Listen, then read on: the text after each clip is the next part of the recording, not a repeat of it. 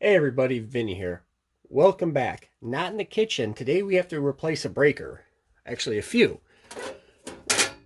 Now, inside of my breaker box here, you can see this gap here. I used to have an electric dryer, so we pulled the breaker out.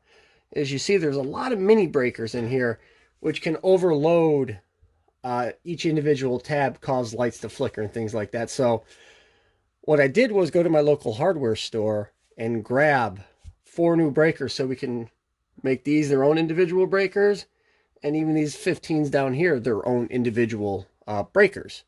So first things first, we got to get the cover of the panel off.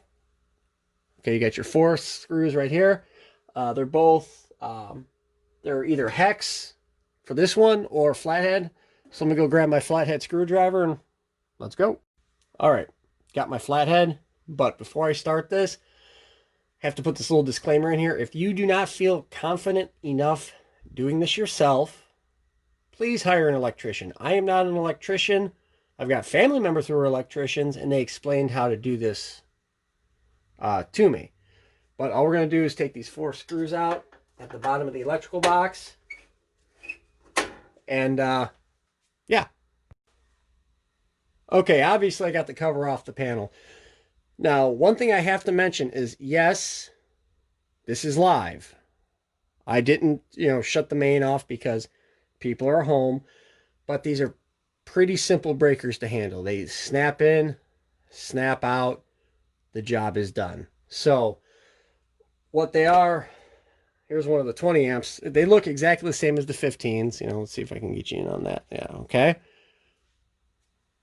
And it just snaps into place. They also make breakers that screw into place, but this is what this house box has. So that's what we're going to use. So what we're going to do is we're going to make these their own individual circuits. They're all pulling off one leg. If you see those little tabs in there, that's live voltage. If I took 2 of my fingers and bridged those, I would take a 220 volt shock. Now, those in America are like, wait a minute, it's 110. Yes, but you have 2 live 110 to 115 to 120 volt currents coming into the house, and they split it between both sides of the breaker box, which is how you get your 222/40 circuits. So each individual tab is, this side, this side, this side, this side, this side. So when you get something like this, which is a 220 breaker, it bridges both lives coming in. So that's how we have 220. America is a 220 nation. We just rely on 110. So now what we're going to do is we're going to replace this devil. So you're going to shut the breakers off. Oh, that shut off the basement power. Great. Okay, well, at least I know what that is. And you're just going to give it a tug. And it will come out just like that. And now we're going to replace both these with their own 20 amp breakers. Now, using your flathead, come around here to the back, loosen up the wire. Now, in the American electrical system, red, black, and blue can be considered live. I'm sure you can see the yellow wire in there. That was something the previous homeowner did. I don't agree with it, but that's what they did. So now what we're going to do is we're going to take one of our new 20 amp breakers. Make sure the leg is nice and open. All right, we're going to check it here. I might need a smaller flathead. Yeah, I think I do. No, just stiff. Good. Be right back. Okay. So now what we're going to do is we're going to take that wire into the breaker like that. Give it a good little pinch, hold it in place. You're going to use your flathead and crank it down tight. You want it tight because if this comes out, obviously you're not going to have any power, but then you might suffer from lights flickering or something else that's goofy. This is just an easier way to put circuits on their own breakers and all that jazz. See, yeah, that's not tight enough. It's sliding around there.